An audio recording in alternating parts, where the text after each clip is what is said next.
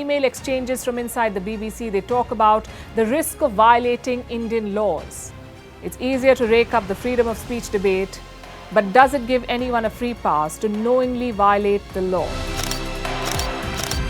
America supports India because it needs India's support in return.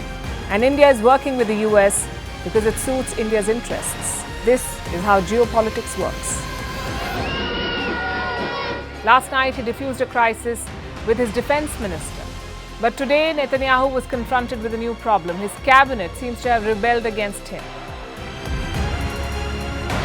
The UK is looking at the Indian subcontinent to fill its coffers. That India seems to be negotiating from a position of power, like a partner and not a former colony.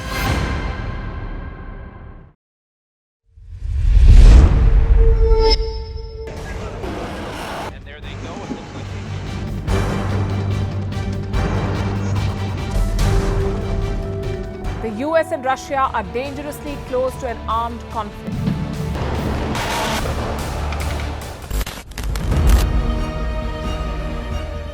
This year, 2023, New Delhi will be the capital of global diplomacy.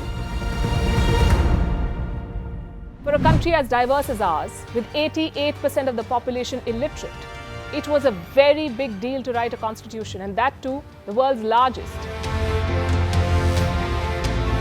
Meanwhile, if we may, here's a Republic Day gift from India for the BBC.